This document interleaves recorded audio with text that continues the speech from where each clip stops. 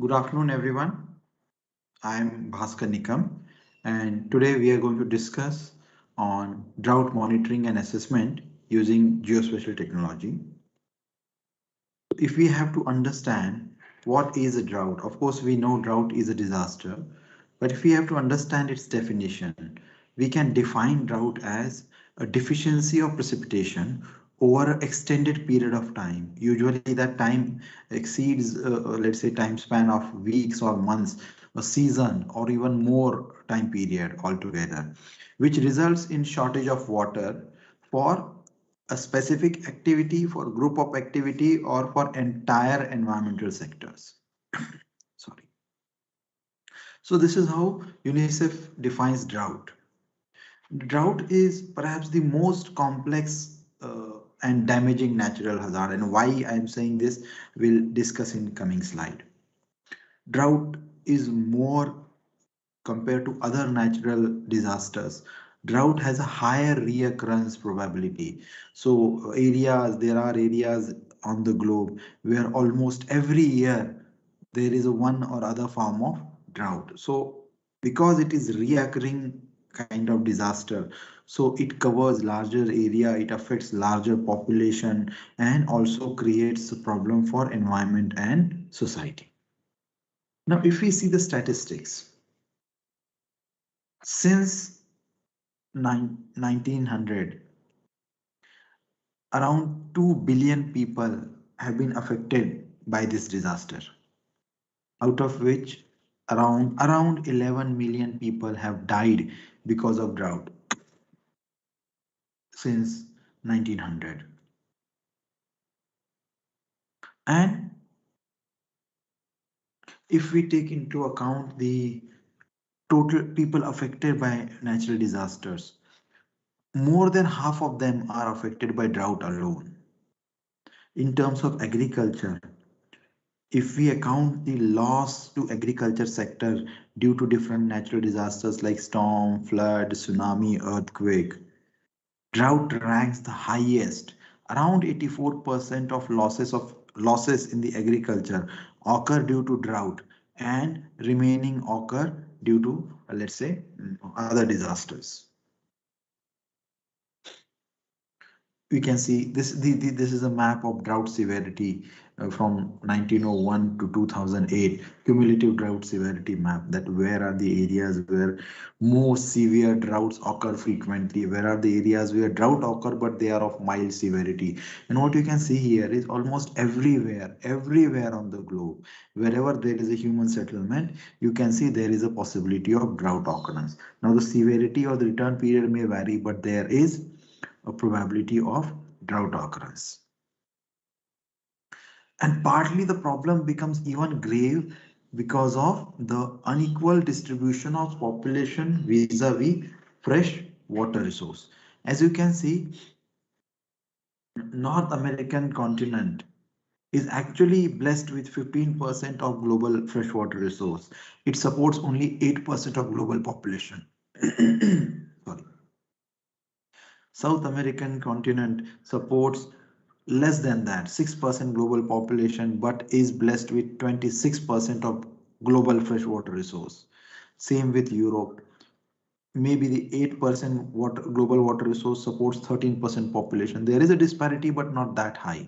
In Africa, 11% global water resource, 13% population. Australia, 5% of global freshwater resource, and that continent only supports less than 1% of global population. But when it comes to Asia, Asia is blessed with 36% of global water resource, but with that 36%, it supports more than 60% of global population.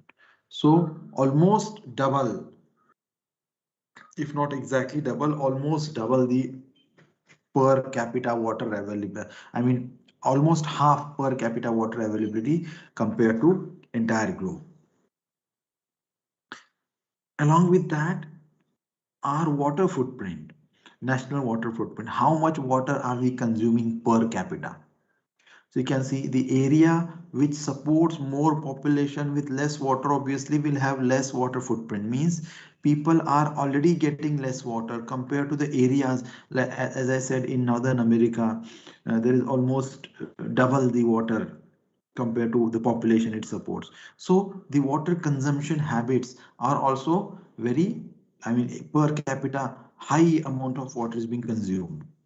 You can see this in many developed countries, whereas in Asian countries, the water, since availability is restricted, so consumption per capita is less. And now, with the climate change creeping in our hydrology, in our water resource system, this will be the water scarcity scenario. So the countries or the regions which already are under stressed condition, which are supporting large number of population with less number of available water, where water footprint is also very low, and those countries, those regions are in future most vulnerable for water scarcity. Now you can imagine if in a country we have a water footprint of 2200 cubic meter per year per capita, and there is a water scarcity, we still have a scope to reduce water consumption of every individual, and the life can go on because you still have a margin of something around 800 to 1000 meter cube per capita to cut down. But countries where per right now the water footprint is in the range of 800 to 1000, where they are already under water scarcity scenario, and in future water availability reduces, so they don't have the margin to cut down the use and survive the scarcity scenario. So even a 10% scarcity in that scenario will hit hard those people, then 50% scarcity in the other region where footprint is already 2000 or 2200 cubic meter per year. Now, after saying this, we now have to understand what are the droughts. How do we what is drought assessment? What is drought monitoring? We first have to understand that. Once we understand that, then we'll only understand, okay, then how geospatial technology can help us. What is the advantage of geospatial technology over the traditional ways of, it's not that we have started monitoring and assessing drought 20 years back. Mankind have understood drought, how it occurs, what effect it has, very long back. That's why civilization, ancient civilizations try to grow along the river. There is where always there is a availability of water. So it's not that we are only understanding drought. People have understood. But then what's the advantage of geospatial technology if we want to use it for assessing, monitoring, characterizing the drought and finding out maybe the solution? So first of all, we have to understand that when we say drought, it's a common umbrella. But within that umbrella, there are various types of drought. So based on the cause of drought, or let's say of what part of hydrology that drought occurs or affects, we have categorized those droughts into three or broadly four categories. If the drought is caused by the shortfall of rainfall, that drought is generally called as meteorological drought. So if the cause of drought is related to meteorology and our interest is only restricted to the meteorology part, those droughts are generally called as meteorological drought. And because in meteorology we are more interested in precipitation, so if we have observed precipitation or a proxy of observed precipitation or long-term data, we can very well assess, monitor these kinds of drought. And almost all the countries do this. They monitor their meteorological data, or they also keep track of their meteorological drought in their region. Now the second is hydrological drought. Now if there is a shortfall of rainfall in a catchment, it will lead to shortfall of runoff in the catchment. So the water available in our surface water reservoirs, in our groundwater reservoirs, in our rivers will be down, will be less than the normal what we used to receive in those time periods. And that shortfall of water availability in our water reservoirs, those reservoirs could be surface reservoirs, those reservoirs could be subsurface reservoirs, will lead to a hydrological drought. So because now here same water is short, but water is short because less water is available in the reservoir. Now the reason why the less water is available in the reservoir could be meteorological drought, could be mismanagement of water. But for a user, less water is available in the reservoir, surface or groundwater reservoir, that calls for a hydrological drought. Next in the line, is agriculture drought. Now, agriculture system is not directly dependent on precipitation or water available in your reservoir. It is more dependent on moisture available in the soil. You can have your surface water reservoir filled with capacity at its full capacity. But if you are not distributing that water to individual farmer, that farmer will not be able to irrigate its land to maintain the soil moisture to sustain the crops. And without having meteorological drought or hydrological drought, a farmer or an area could face agriculture drought. But generally, this doesn't happen. Generally, how it happens, a meteorological drought will lead to a hydrological drought, or it may lead to hydrological and agriculture drought directly, or it may lead, meteorological drought may lead to a hydrological drought of a upper basin, which will lead to, let's say, less availability of water in the reservoir on which the downstream basin cultivates its agriculture. So this meteorological drought migrates into hydrological drought, and that hydrological drought migrates into agriculture drought. So this is a, let's say, hierarchy of drought occurrence. Now all these, either one of these drought or all of these droughts will affect our socio-economy. If less water is available in our reservoirs, it may affect our industrial production, it may affect our agriculture activities, which may affect the employability of the, employment opportunity of the people, which may affect our produce from either agriculture or industry. And because there will be a shortfall in produce in free market economy, if production goes down, demand remains same, or demand increases, cost of that commodity will shoot up, and that commodity may no longer be affordable for common public. So this cascading effect may lead to a socio-economic drought. Now, as you can see, let us see what each drought one by one. So we will start with meteorological drought, then we'll go to agriculture drought, and then in the end of this lecture, if time permits, we'll also touch upon the hydrological drought. So as we have been discussing, that meteorological drought will occur if the precipitation that we receive is less than what we expect in that time period. So basically the simple definition is, if difference between the actual precipitation that we are receiving and the mean precipitation of that time period could be 15 days, that time period could be 1 month. So let's say December. So precipitation that we have received in the December 2022, and if we compare precipitation of last 20-30 years in December month, and if I take the average mean of that, and if I compare this month's precipitation with that mean, and if that difference, so actual precipitation minus mean, if that difference is negative, that means there is a deficit of precipitation, and you may call that this is a deficit. Let's say this is a deficit precipitation period. IMD, India Meteorological Department, says that if that deficit in precipitation is more than 25%, then you can declare that specific time period is under meteorological drought.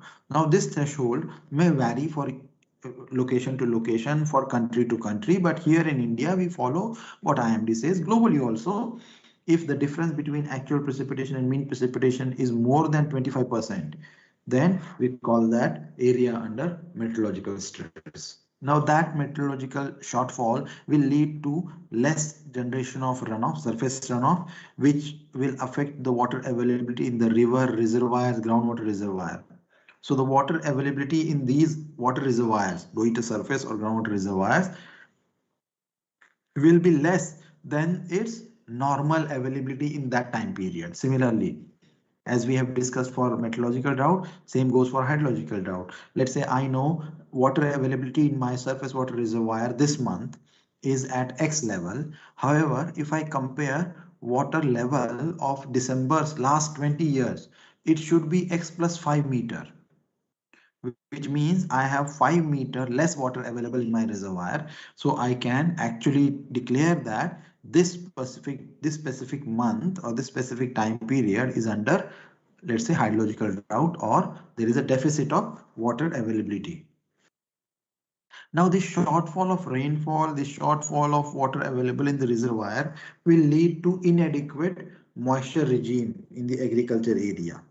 And that inadequate moisture regime will affect my agriculture production. It may, if the time period is very long, if the moisture availability, if deficit in moisture is very high, the entire crop may die and that entire season may go in vain. So depending on what's the severity, the agriculture droughts impact will vary, but there will be some impact because of this moisture inadequacy. And compared to meteorological and hydrological drought, agriculture drought becomes even more complex because same deficit of water availability will have different impact compared to its time of occurrence. If water shortage occurs just in the start of season, so it's called early season drought, because in the start of season farmers may just have cultivated their land, may just have done the sowing thing. So in that time period, even if there is an emergence of crop, even a short deficit of water availability may cause higher damage because the crops are very vulnerable to water availability. In the mid season, same amount of deficit may not have that much, will have impact, but may not have that much of devastating impact. In the late season, even if you have, when the crop is mature, a short amount of drought may not affect anything. Then there is something called apparent drought and permanent drought. Apparent drought we will discuss. Apparent drought is, it appears through, let's say, news reportings and other things that there is a drought. But when you analyze, when you compare the data, you may understand that the availability scenario in terms of meteorology, in terms of hydrology, maybe in terms of agriculture, availability of water is not that bad as it seems to be or as we are portrayed to be. So that's why I said apparent drought. And permanent drought is when there is perpetual drought. Now, as I told you that this drought of one kind or multiple kinds will have impact on demand and supply, which will disrupt our balance in economy and may create socio-economic drought. Now, these are some adverse effects of drought. Droughts have adverse effect on environment. Droughts have adverse effect on social and political life. On environment, reoccurring droughts may cause increased desertification. It may cause damage to animal species, natural or let's say human controlled. Lack of plants, fodder, feed, drinking water, damage to plant species.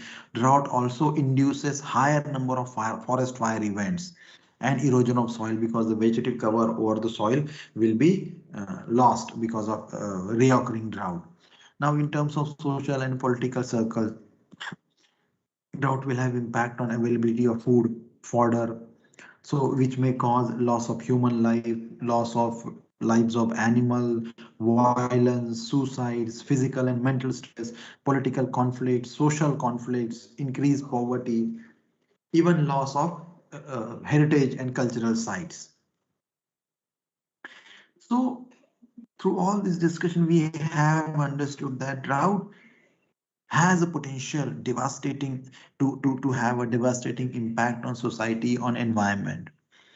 Now, there is something called disaster management. So if we have to talk about drought management, first of all, we have to understand what do we mean by that word drought management. How can you manage a drought? And if at all you want to manage a drought, what is expected out of that manager? So drought management compared to managing all of the, well, managing natural disaster is almost difficult of the same scale, but I would say managing drought is much more complex than other disasters because it involves section of, it involves multiple sections of society and system, and management strategy varies with respect to event, with respect to location, with respect to time. This is true for other disasters also. But in other disasters, there are few sections of management strategies which can be considered as a common, for example, flood. Now, if there is a riverine flood, if there is a flash flood, the first thing to stop loss of life, the first thing you can do is to evacuate. And that strategy could be common. It could be disaster, it could be flood occurring anywhere. If you set up a mechanism for fast extraction of people, you can avoid loss of human life. And we have done it successfully. Many countries, even in India, many states have proven on this technology by sending early warnings and providing shelters, providing alternate routes and all those things. So we can decrease the loss of life. But even in case of drought, this kind of strategy may fail because compared to other disasters, drought is a very slow progressing disaster. So while you are under drought, you will not still be sure that you are facing a drought. So this is a slowly creeping disaster. So it becomes, and second thing, compared to other natural disasters, considering time frame into the account, drought affects very large area. Compared to other disaster, drought affects a very large area. So at a times when you know the drought, we are under drought, it is economically and physically almost impossible to evacuate so many people from such a large area.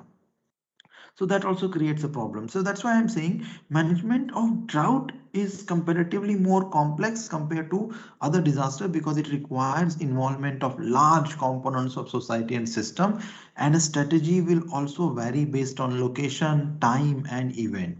Just to put my point across, I have given two examples here. And you can put in the shoes of this water resource manager in case 1 and case 2, assuming that you are a water resource manager of a major reservoir, major surface water reservoir, and you are being given a task to solve the agriculture drought problem. Means in your command area, the area where your reservoir supplies water for agriculture, in that command area there is an agriculture drought in the downstream command area, and that too the drought has occurred in the winter season. Now you have to solve this problem. Any wise water resource manager would solve this problem with the tools available at his or her disposal, because what we know that I have a reservoir where ample amount of water must be stored because I am sitting in the rabi season, winter season. So winter season means a good rainy season must have happened and all that water must have come to my reservoir. So my reservoir most probably will be at full capacity. So to solve that problem, what I need a water, and I have water available at my disposal. Then the problem of agriculture drought is in the downstream catchment. Means by gravity, if I release the water, it will flow in that command area. And because it's a command area means it must be having developed irrigation infrastructure. So what I have to do to solve this problem, I just have to quantify how much area is under drought, how much water do they require, do I have that much of water, what mechanism should I send water every day or should I ration water. So I just have to do that calculation and I should start releasing water from my reservoir and this problem can go away. So though complex, but solution can be, let's say, implemented here. Now, you put yourself in the shoes of the second water resource or administrator of a completely arid district. Means there is no irrigation facility in this district, and this district is facing a challenge of ensuring survival of crops, survival of livestock, and survival of population in the summer month because they don't have water. Now you can imagine in both the cases, water availability is the problem, drought is the problem. But in first case, the location is downstream of a major reservoir, and second case, a district which is completely arid. So the strategy which you have used to solve first problem will not be useful in the second, because in first problem water was available, water could be sent through gravity, so no new mechanism has to be established.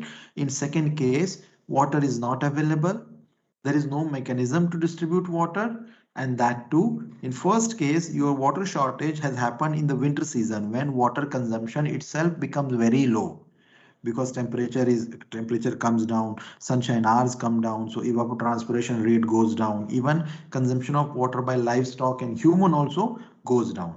So requirement of water will be less compared to that summer months. evapotranspiration rates will be high, consumption of water by human livestock will be high, and that too you don't have water. Now you can imagine same person facing same problem of water availability in two different locations, two different seasons.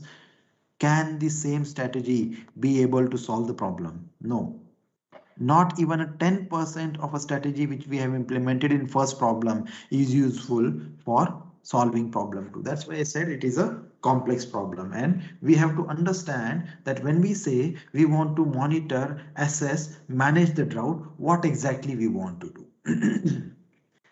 Now, as all of you know, you want to manage something. First thing you need to have is information of that something.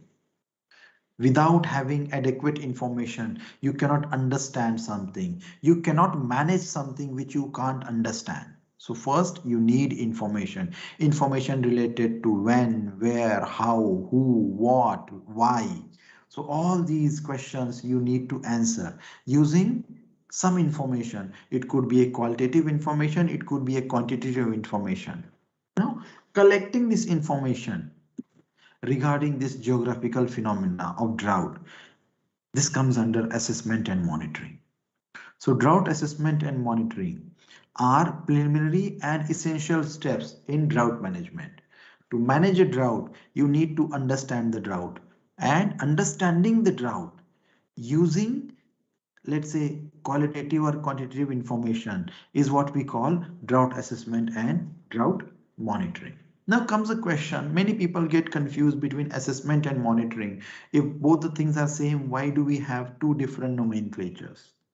So here I'm trying to make you understand. When I say assessment, actually I am trying to solve this. Assessment means to estimate quality or quantity of something.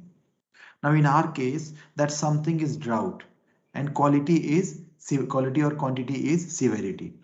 So attempt of understanding, quantifying severity of the drought can be called as drought assessment. Then what's monitoring? Monitoring means to be aware of the state of that system. So by assessment, I know that there is a drought of this severity. But assessment can be static, but monitoring has to be dynamic in terms of time.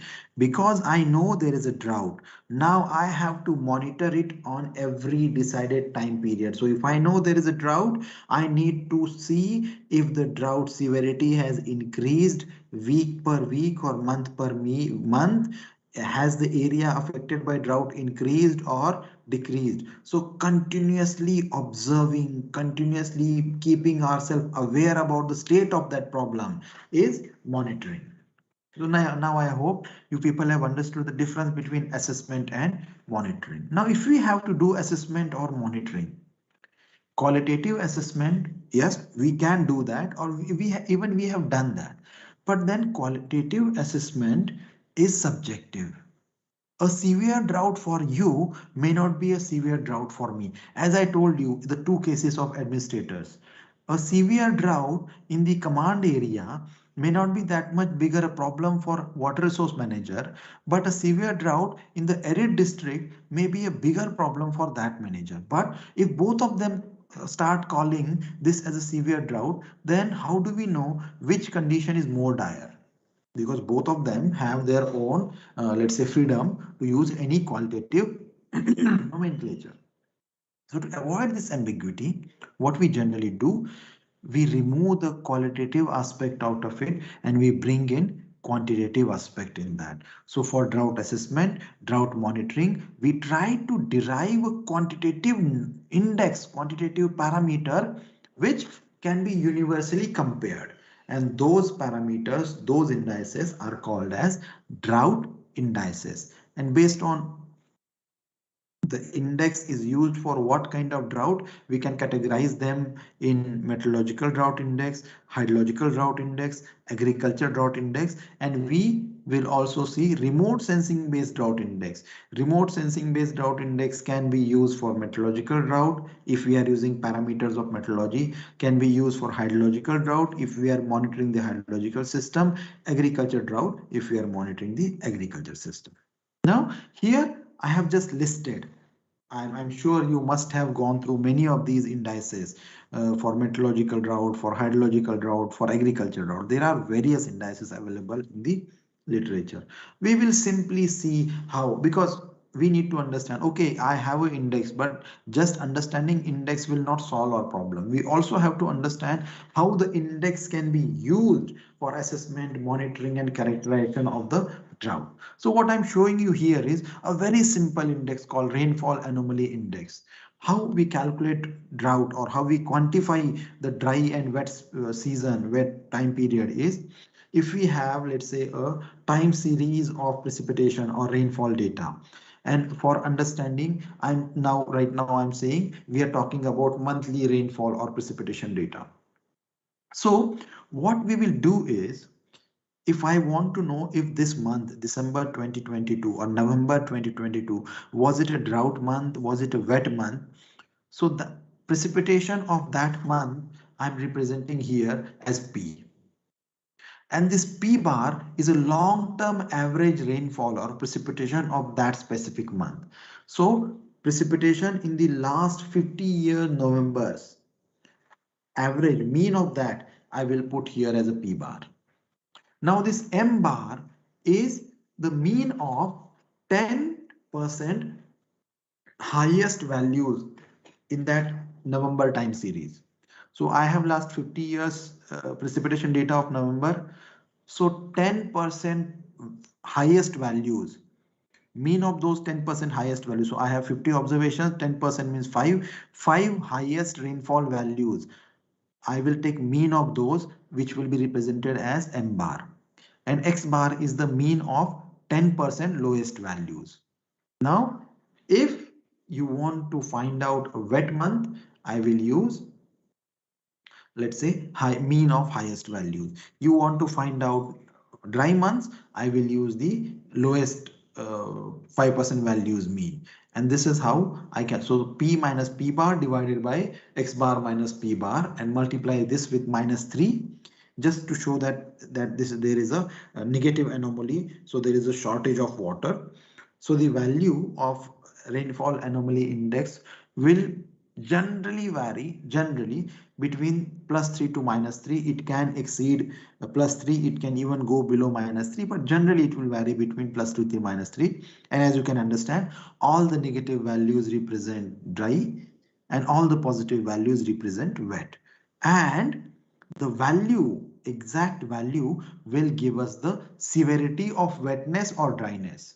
So a drought with rainfall anomaly index -3 will obviously be more severe than a drought with rainfall anomaly index -2, right? So now you know that in case of command area, the rainfall anomaly index is only -1.5, whereas in the arid district, the rainfall anomaly index is -3. So you can now quantitatively differentiate these two cases, and then you can divert your attention based upon whatever, let's say, structure or rules you have, that the severe area should get attention first, the mild area will be attended to next.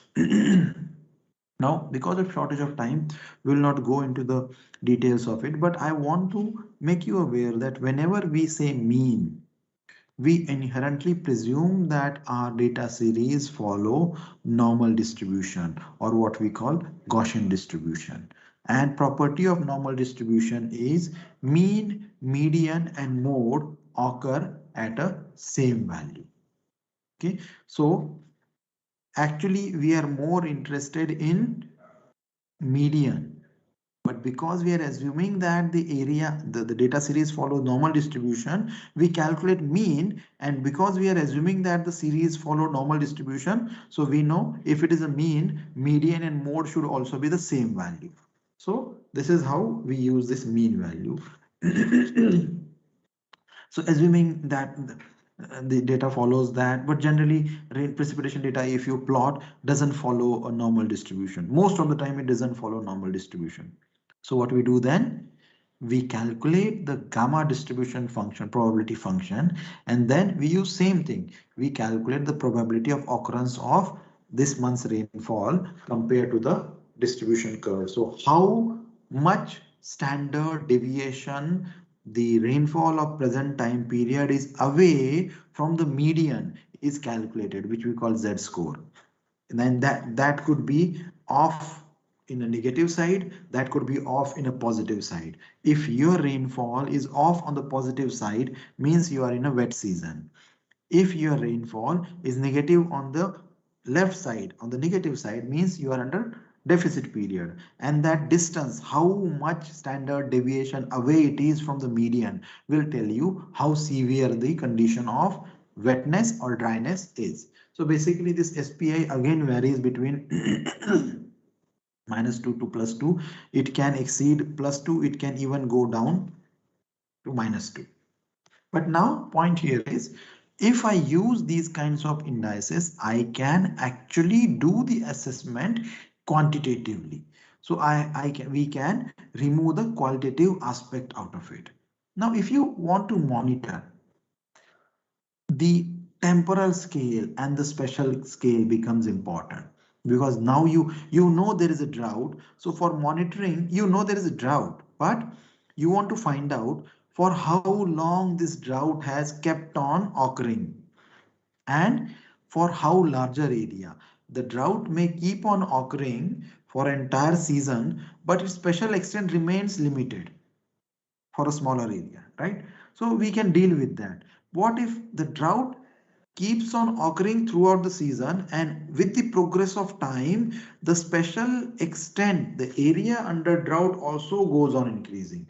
So a drought may start from a district, and by the end of season, the drought condition has progressed in the entire state or entire basin.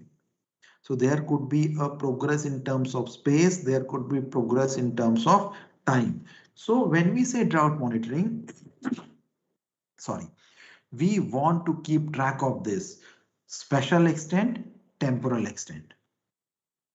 And when we do that, we generally, while monitoring, we do the drought characterization, because based on the special extent, temporal extent of the drought, we can classify, we can differentiate different droughts. So you can imagine a drought which has occurred on a one district for for only 1 month.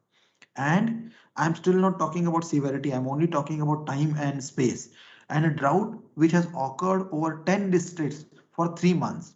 Now, which one? Both of them are drought, right? But which one do you think will be more important for an administrator to actually give the attention? Of course, the drought which has occurred on a larger area for a longer time period. So the administrators, the drought managers need to have some mechanism to differentiate these drought events.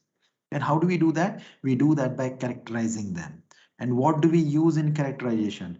We use the occurrence, the onset of drought as one of its characteristics. When the drought has started, has the drought started in the rainy season? Has the drought started in the summer season? Has the drought started in this month or that month? So when the drought has started, onset of drought. Second thing, parameter used for characterization of drought is intensity or severity. Okay, the drought has started in these months. Drought has, but this drought is more severe compared to that drought. So occurrence, time of onset or time of occurrence, severity, persistence of drought. For how long the drought has continued. The drought occurred over 5 districts, but it only continued for 1 month. Okay, and another case, drought occurred for 3 months, but it continued for drought occurred on 3 districts, but it continued for 3 months. So the severity or its impact will vary. And two most underrated characteristics of drought is its special extent and location of occurrence, which earlier, because we were never using geospatial technology, we had no strength, no mechanism to represent the special extent and location of occurrence. But now with the powerful remote sensing data, geospatial tools, we can add these two to characterize our drought, the special extent and the location of occurrence. Now I'll show you with a small example. This is a one district in Maharashtra state of India. So if I collect the data from freely available data, the entire area will be covered by around 22 meteorological data sets, 22 meteorological grids. And if I calculate the drought index, how can I find out the onset, the severity, and the persistence? Now you can see I'm just showing you a standardized precipitation index of that district. So when will you say onset? So you need to know that what's the range of values, what's the valid range of values of my index, and at what value should I say, okay, now the drought has started. So in this case, if value of SPI goes below minus 0.1, sorry, minus 1, let's say we say the drought has started. So whenever this happens, this specific point in time is marked as, okay, now the drought has started. Then you need to have a defined criteria of drought termination. Somebody may say that, okay, whenever the SPI goes above minus 1, I'll say the drought has ended. But generally literature says once the moisture stress has come in your system, unless and until your moisture availability goes to the mean level, means SPI is equal to 0, you cannot say the drought has stopped. So this is where the drought has terminated. And the time period between the onset and termination is called persistence. So using drought indices, it could be now right now I'm showing you meteorological drought index because it is easier to show you, but you can use meteorological drought index, hydrological drought index, agriculture drought index. The methodology will remain same.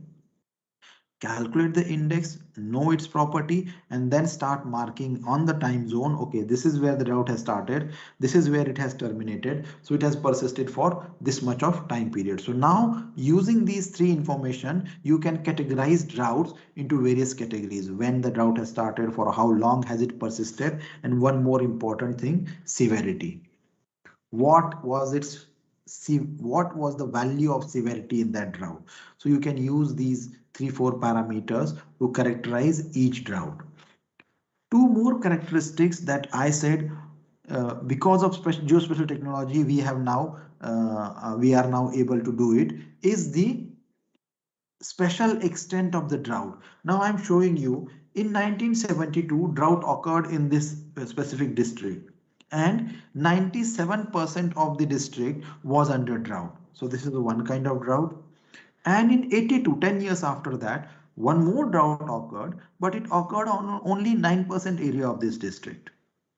Now, do you think, assuming that severity of both the droughts, the time, the persistence, everything was same. So the onset was same, the persistence was same, the severity was same. But do you think these two droughts, the drought occurred in 72, which actually covered 97% of this district, and the drought which occurred in 82, which only covered 9% of this district, both of them will have same impact?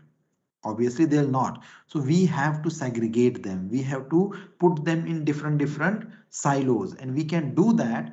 Now how have you been able to do this? Because now I know I have overlaid this district. Just let me go back. Yeah, I have overlaid this district over those rainfall grids, and I can actually do the GIS operation and find out, okay, this grid is under drought, but how much area of the district falls under this grid? So I can actually calculate using geospatial tools the special extent. Along with that, the coverage. You can also, so what now I'm showing you is, this is how in 72 the drought occurred. So this much area was covered under drought, and in 82 only this much area was covered, right? So not only the special extent, its location can also be mapped. Maybe this area where the drought has occurred, maybe nobody lives there, only a deciduous forest is there, so you will not be that bothered. So its location also is important for you. So you can see here in 84, these were the areas which faced drought, 30% of area. And in 85, these were the areas which faced the drought. So basically its location varies. In December 2005, almost same compared to December 85 and 2015. Same area has faced the drought, but the point is this westward area of this district receives heavy amount of rainfall. This area is the upper catchment of many rivers. So if drought occurs in this area, what happens? The downstream people will also face the brunt of it, because the runoff generated from that river will go down and water availability in the downstream will also have impact. So we can simply discuss what is a geospatial technology, because we are short of time. So combination of remote sensing, GIS and GNSS along with different algorithms, we call them geospatial technology. And as I showed you, what we did for one district can be done for one state, can be done for a country or a continent or a globe, and droughts can be characterized. Now, why do we are focusing more on remote sensing? Because remote sensing gives us this ability of observing a phenomena or an object from let's say 700 kilometer, 800 kilometer, or sometimes 36,000 kilometers away from the Earth's surface. So, which gives us synoptic coverage, and it also gives us repetitive coverage. That's what is more important in assessment and monitoring of drought. Now, in terms of agriculture, you are aware that how vegetation behaves. So this green graph here in the left bottom, green graph is a typical reflectance curve signature of the vegetation. So vegetation will have low reflection in blue. The reflection will increase to something around 15 to 17% in green band. It will again go down to something around 8% or something in a red band, and it will shoot up to around 50%, 52% in the near infrared band. And this between red and near infrared, we call this as a red edge. And then the vegetation will continue reflecting more in infrared. Then there will be a dip, one dip here in I think 1.2, or sorry, 1.7 or 1.8, and there will be one more dip at 2.3, 2.2, 2.3. So these are typically because of water content in the leaves of the vegetation. We can use this typical spectral reflectance nature of the vegetation. Why? Because if there is a water stress, this dip will not be that big, so the reflection will increase.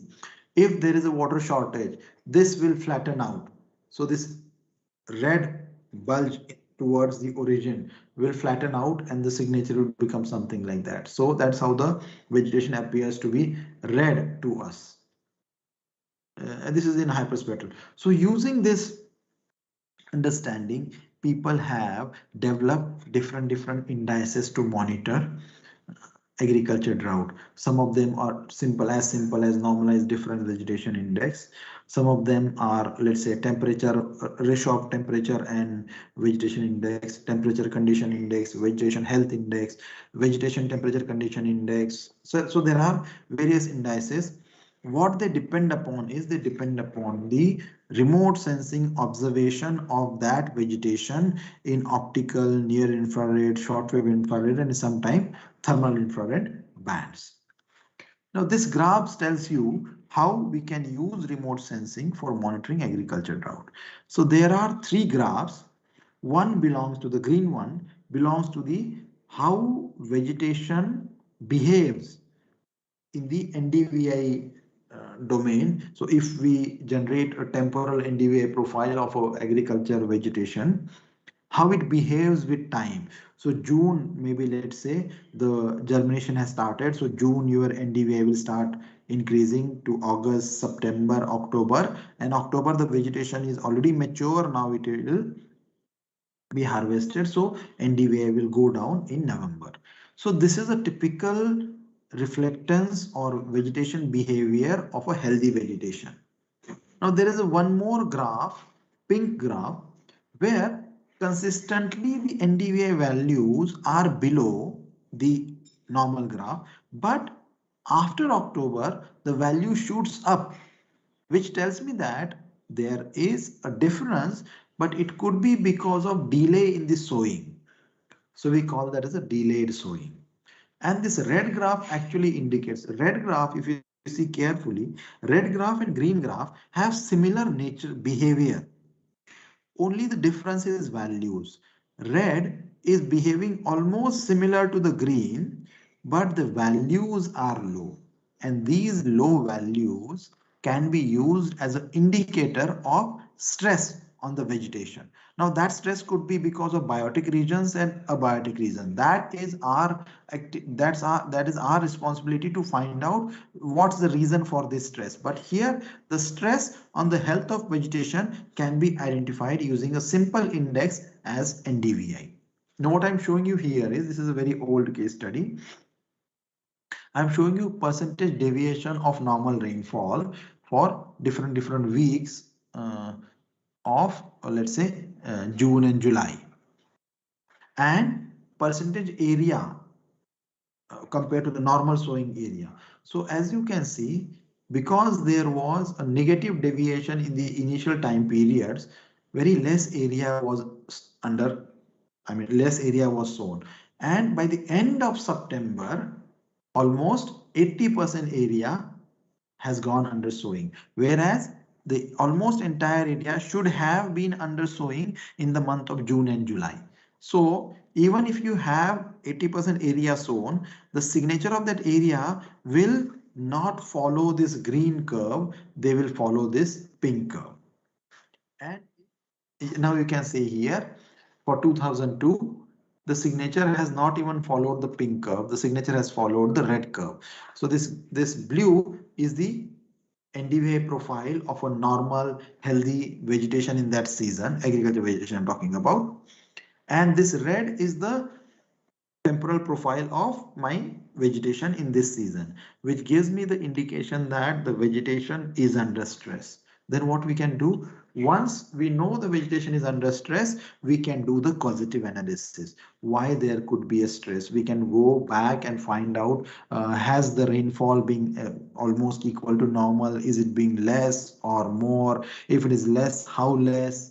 Will that deficit in rainfall going to affect my vegetation growth? So all that analysis will tell us if there is any meteorological drought. If there is a meteorological drought, do I have a supplemental source of water which we call irrigation? If there is irrigation, then this meteorological drought should not affect my crop. But if I don't have irrigation, then this meteorological drought will surely affect my crop. Now if I have quantified the meteorological drought, then I can find out how much it will affect my soil moisture vis-a-vis, after soil moisture, it will affect my agriculture. So same methodology is being used by many national and international agencies. So this is a list of agencies who are doing this in, let's say in India. So there is one very famous program of ISRO. Now this program is being handed over to Ministry of Agriculture and Farmers Welfare. So this is called National Agriculture Drought Assessment and Monitoring System. When it was done under ISRO's umbrella, for around 9 states, we used to do it at a district level, and 4 states we used to do it at a sub-district level. How we used to, so these are the states where we used to do it at the district level and sub-district level. So this program had, let's say, 2 components: ground segment, ground system, and satellite system. So from satellite system, using remote sensing data, the researchers would find out land use, land cover, where is agriculture, where is other things. Within agriculture, where are which kind of crops. Then they'll also generate vegetation statistics, that how much area is under sowing, what's the health of that crop. Is the area under sowing increasing or decreasing? Is the health of crop getting better or getting degraded? And those vegetation indices maps it will generate. Along with that, it will not only rely on satellite information. The methodology, the technique will collect information from the ground, the rainfall, aridity index it will calculate, cropping calendar it will, because the cropping calendar will help me to validate the VI statistics, and combining them in a, let's say, geospatial format or geographical information system, drought bulletins would be circulated. So we used to send 3 bulletins, one in the October, one in the September, one in the, August, in the September and October. So in the August, the bulletin used to focus on monitoring agriculture and monsoon. So the bulletin would tell the administrator if the sowing is late, normal or early, if the extent of sowing is normal, less or excess, and what's the crop health. Is it healthy, less vigor or more vigor? This is only reporting about the monsoon and agriculture. Now in the month of September, we'll talk about crop condition.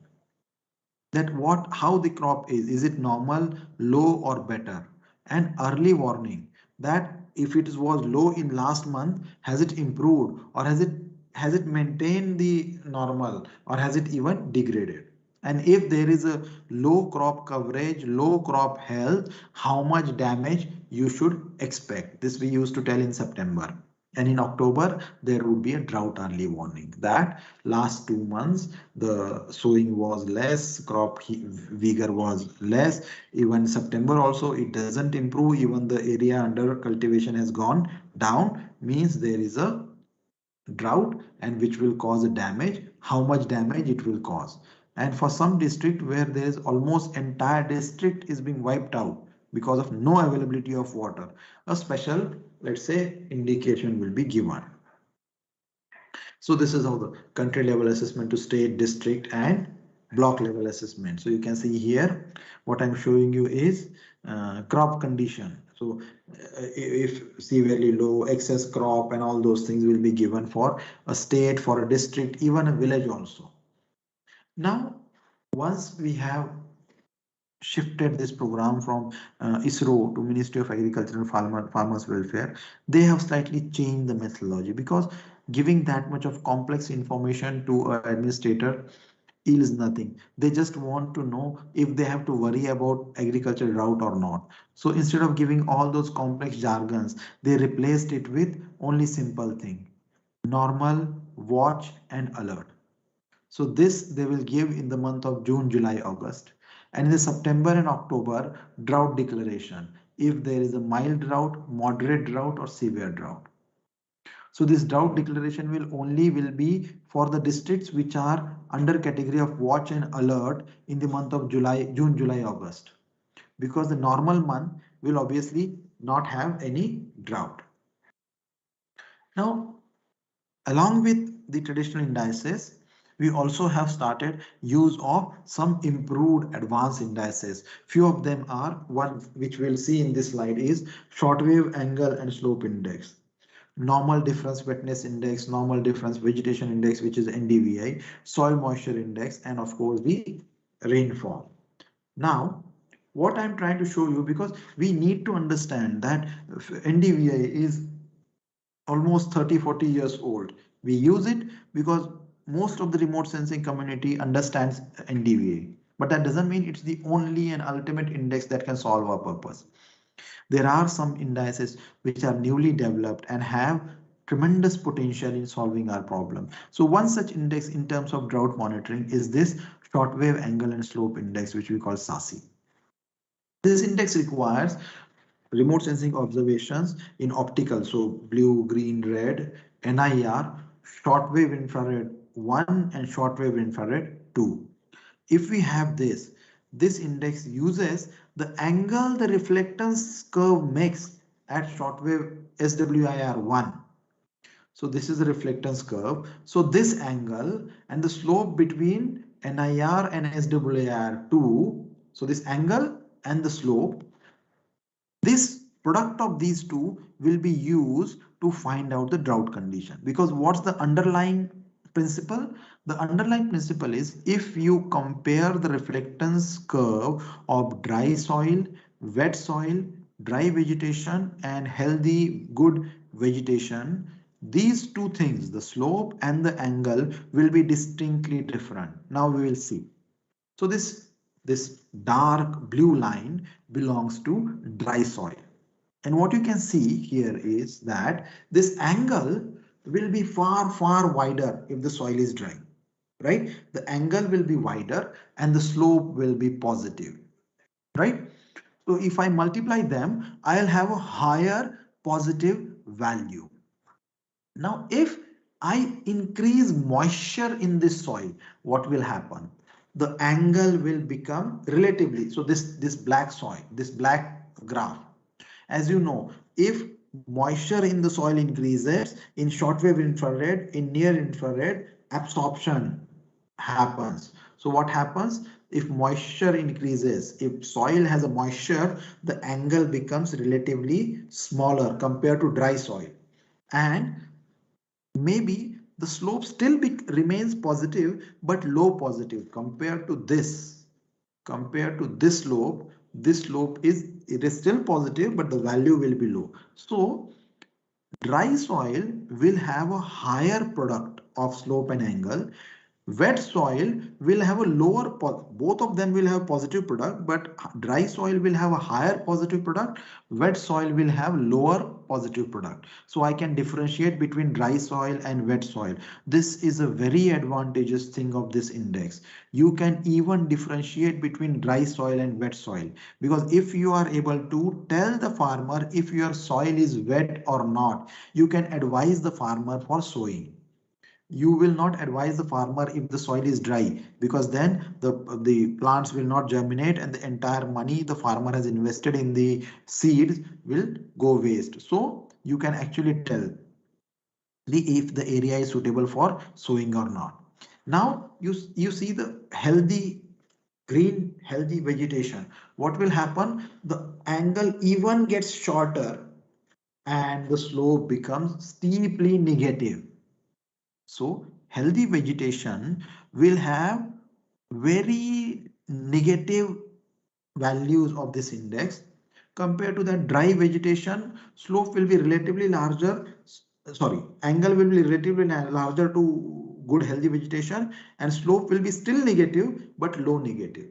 So basically what you have to understand, dry soil, high positive index, wet soil, low positive index, dry vegetation, low negative index, and healthy vegetation, extremely negative index. So one index will help you to identify four characteristics. So this is how it's calculated. So you can see dry soil, wet soil, dry vegetation, moist vegetation. And because this index has a capability of mapping even the moisture availability in the soil, or even the health of vegetation while it is germinating, because health of vegetation while it is germinating is dominantly governed by moisture availability in the soil. So this index is more suitable for monitoring early season or plantation period droughts. We have no index as of now which can help us, because all of our indices depend on reflection of vegetation. In early season, we'll have almost minimal vegetation. When the crop is emerging, signature of vegetation will be almost minimal. And our most of the indices depend on reflection of NDVI, that red edge. We depend on that red edge. No vegetation, no red edge. But this SASI, because it uses that angle and slope, it has this capability of telling us what is the moisture condition, even if the vegetation is not visible for the remote sensing data. So you can see, we can actually find out. So let's say, so I told you, no, the time when this index goes in a negative domain is the time when your vegetation starts emerging, when the signature of vegetation start dominating your pixel. So actually you can monitor that pixel. So earlier it was dry, then maybe somehow it became wet. So maybe plantation has happened, rainfall has happened, irrigation has happened, and it started going down means now after getting wet, the vegetation emergence has happened, and you can see it has gone into negative and it has continuously kept going into negative. So it should be like this. Now after harvesting, it will again go towards positive, because after harvesting the soil will become dry and it will go towards positive. So this is how a temporal curve will appear. Now this difference on this axis tells us difference in sowing or difference in emergence of the crop when this index has crossed this zero line. So what the organization responsible for doing this activity has done using this index had done, basically they also published this map called area favorable for crop sowing. So farmers, for every month, every fortnight, they will tell farmer that if your area, based upon the moisture condition, if your area is favorable for sowing or not. So this is far better outcome for farmer than telling post facto that your area is under drought. if we can protect the investment of the farmer by telling them that no, in your area the soil appears to be dry, don't go for cultivation. In your area the soil appears to be wet, you can go for cultivation. So this also can reduce huge losses on the farmer's point of view. Now what I'll do is I'll briefly show you that along with this we also have soil moisture observations from remote sensing. So I'm showing you how for entire country we have on a weekly basis we have monitored this soil moisture, and the blue belt is the area where you have a very good soil moisture. So you can even use this kind of data set for monitoring soil moisture. Only challenge here is these data sets are coarser resolution. These data sets are of the resolution. Now, by using some downscaling techniques, they have brought it down to 9 kilometer by 9 kilometer. But originally, these data sets are of 27 kilometer, 36 kilometer resolution. But for agriculture applications, this much of high resolution is not advisable. So what we can do is